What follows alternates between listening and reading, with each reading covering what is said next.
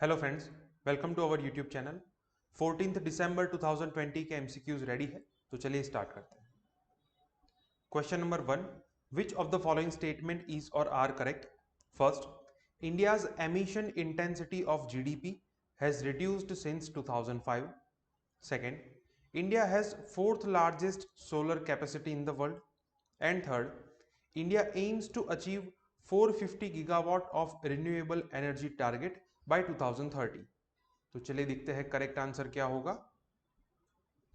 Correct answer है D 1, 2 and 3।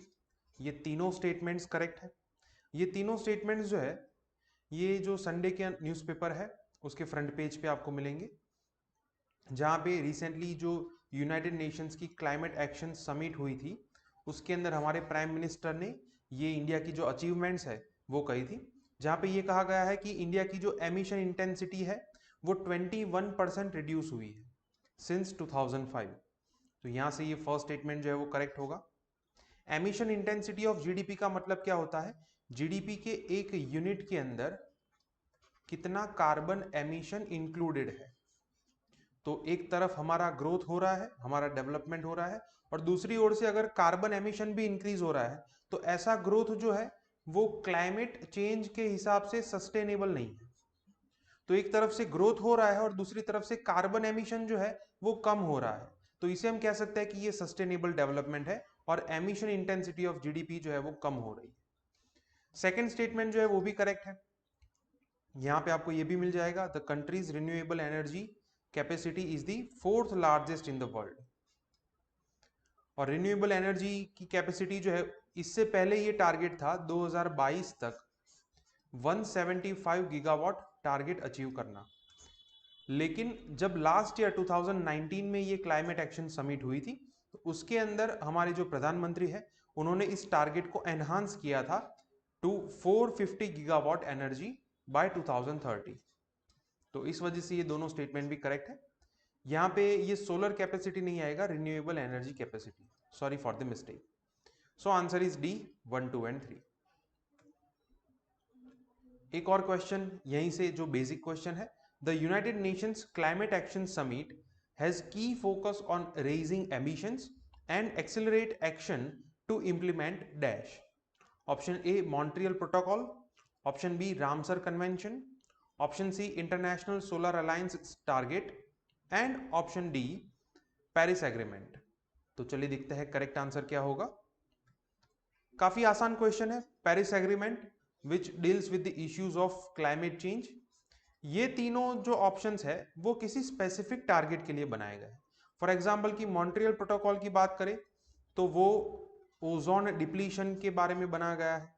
Ramsar convention जो है वो सिर्फ वेटलैंड्स के लिए बनाया गया है। इंटरनेशनल सोलर अलायंस है तो वो सोलर एनर्जी के लिए बनाया गया है। पेरिस एग्रीमेंट जो है वो 2015 में एग्रीमेंट हुआ था which talks about how to deal with the climate change and to keep the global temperature rise at 1.5 degree Celsius. तो यहां से ये सब चीजें आपको पता होनी चाहिए कि पेरिस एग्रीमेंट का मैकेनिज्म क्या है। जैसे कि हमारे प्रधानमंत्री ने कहा है कि 2047 will be the year for India's 100 years of independence. तो तब तक इंडिया जो है वो ना तो सिर्फ अपने टारगेट अचीव करेगा, लेकिन पूरे वर्ल्ड की जो एक्सपेक्टेशन है उससे भी बेटर परफॉर्म हम करेंगे। और पेरिस एग्रीमेंट के अंदर जो मैकेनिज्म है कि सभी कंट्री किस तरीके से स्टेप लेंगे उसे कहते हैं नेशनली डिटरमाइंड कंट्रीब्यूशंस। तो इंडिया के नेशनली डिटरमाइंड कंट्रीब्यूशंस क्या है वो भी आपको पता होने चाहिए। तो यहाँ पे जीडीपी की एमिशन इंटेंसिटी का टारगेट यहाँ पे दिया गया है by 33 to 35% by 2030। Question number 3, which of the following has authority to repeal any existing national law in India? Option A Parliament, Option B President of India, Option C Governor of a state, and Option D Chief Justice of India। तो चलिए देखते हैं correct answer क्या होगा। Correct answer is a parliament. अगर कोई भी national law है, एग्जिस्टिंग लॉ है, और उसको अगर रिपील करना है तो रिपील के लिए भी पार्लियामेंट एक अलग से लॉ बनाती है। और अभी की जो बीजेपी गवर्नमेंट है 2014 से है, और तब से लेके अभी तक इन्होंने काफी सारे ऐसे ऑब्सोलीट जो एक्ट थे जो कि बेनिफिशियल नहीं थे और वो कोई काम के नहीं थे। तो ऐसे काफी सारे एक्ट्स को उन्होंने रिमूव भी किया है। ऑलमोस्ट 1500 जितने एक्ट्स हैं जिनको रिमूव किया है। So the answer is a, parliament. So currently the farmers are demanding that the government should repeal these laws.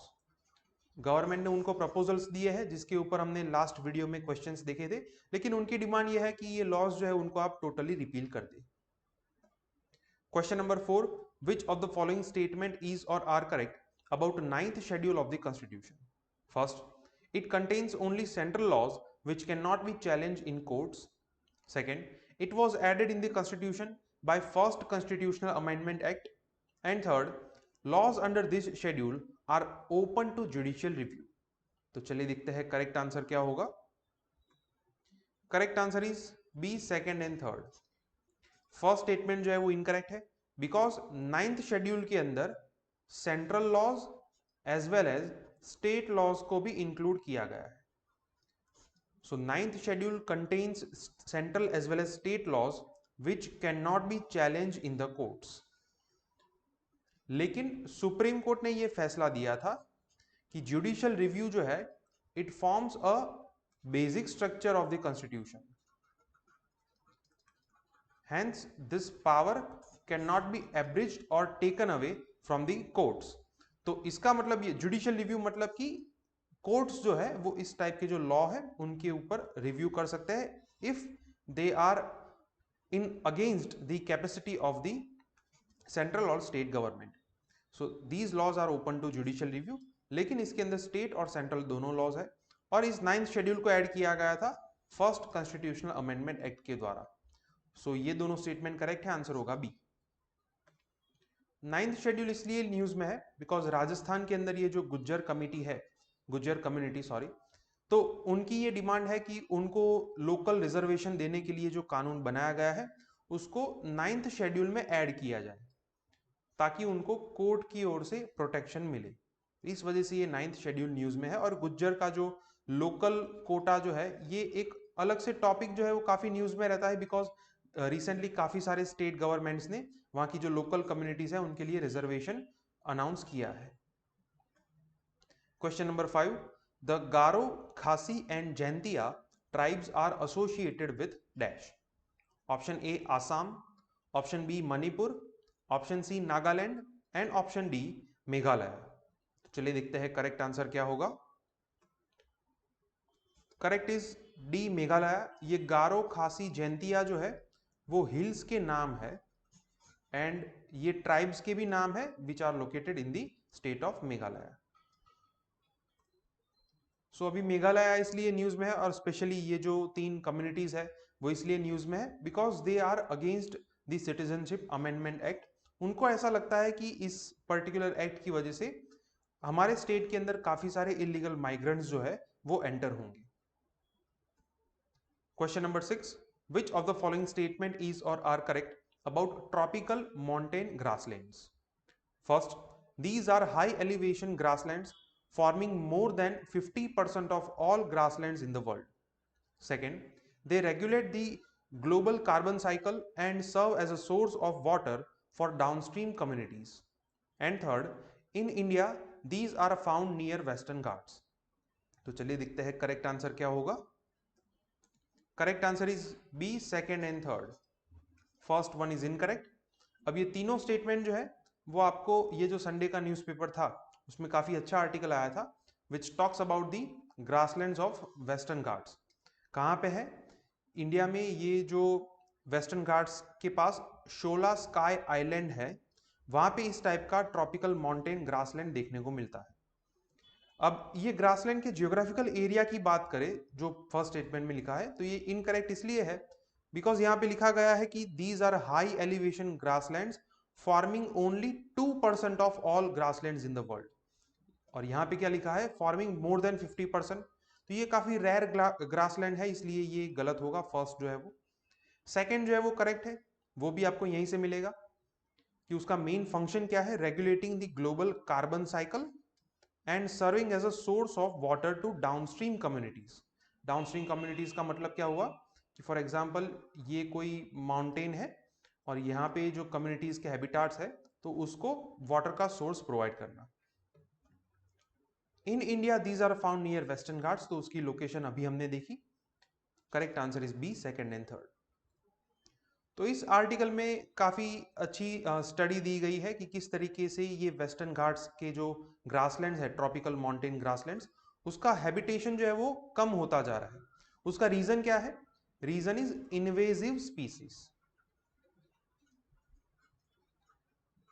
कुछ इन्वेजिव स्पीसीज का नाम यहां पे दिया गया है, for example acacias, pines, eucalyptus.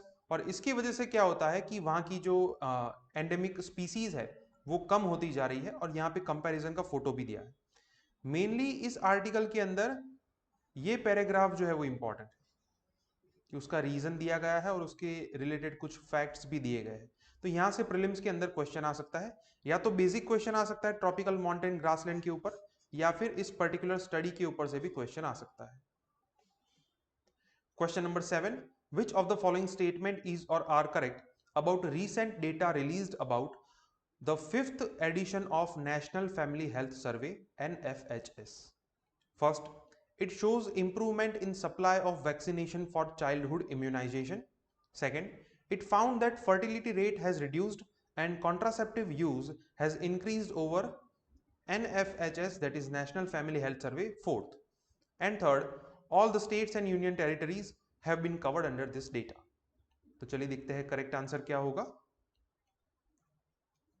Correct answer is a 1 and 2, third is incorrect.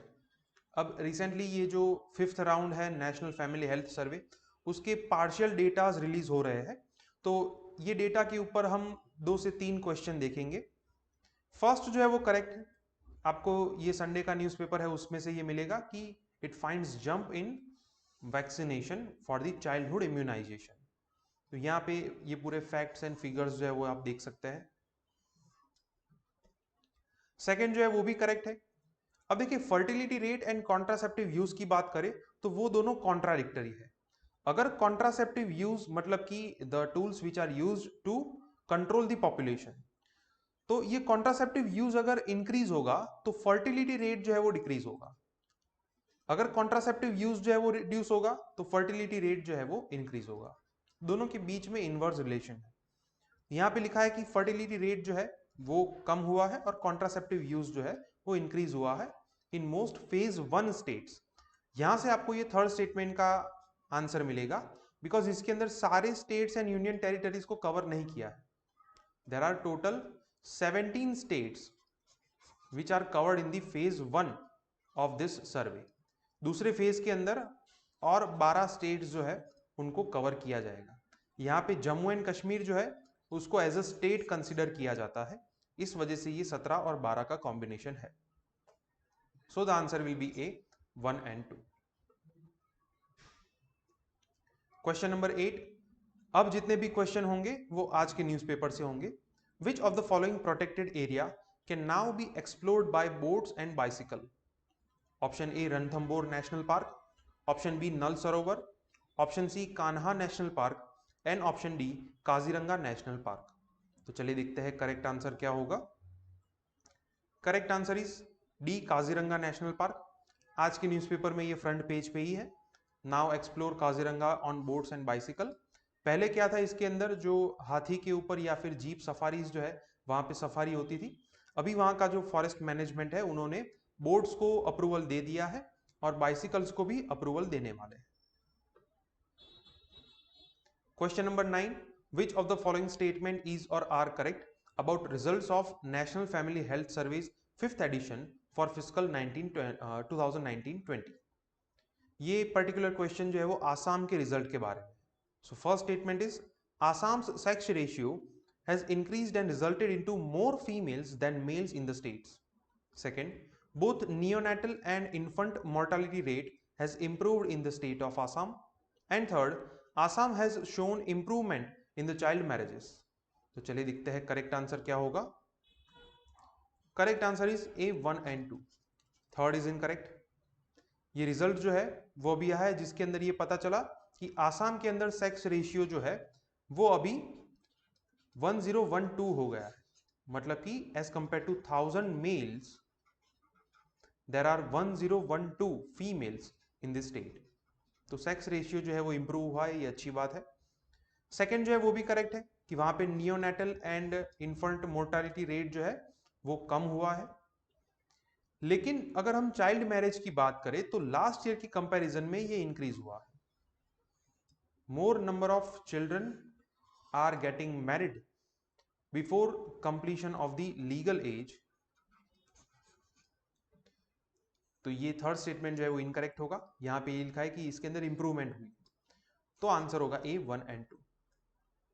आज के न्यूज़पेपर में ये एक आसाम से रिलेटेड स्टडी दी गई है नेशनल फैमिली हेल्थ सर्वे की, और दूसरी बिहार से रिलेटेड है। तो हम नेक्स्ट क्वेश्चन उसके ऊपर देखेंगे। Question number 10, which of the following statement is और are correct about NFHS 5 for the state of Bihar? First, over 15% of men above 15 years of age consume alcohol in Bihar. And second, majority of women in the state are now having their own bank account. तो चलिए देखते हैं correct answer क्या होगा। Correct answer is C, both 1 and 2। ये दोनों findings जो है वो करेक्ट है, जिसके अंदर बिहार जो है वो अभी एक ड्राई स्टेट है।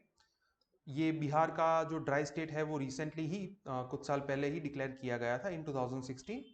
तो वहां पे 15% मैन ऐसे है above the age of 15 who consume alcohol. लेकिन वुमेन एम्पावरमेंट में एक अच्छी बात यह है कि nearly 77% women have their own bank accounts. तो इस वजह से ये दोनों स्टेटमेंट करेक्ट होंगे। Answer is C, both 1 and 2। Okay friends, तो आज के 10 MCQs यहाँ पे कंप्लीट होते हैं। अगर आपको कोई डाउट है तो आप कमेंट सेक्शन में लिख सकते हैं। वीडियोस आपको पसंद आए तो वीडियो को लाइक कीजिए और चैनल को सब्सक्राइब कीजिए। Thank you.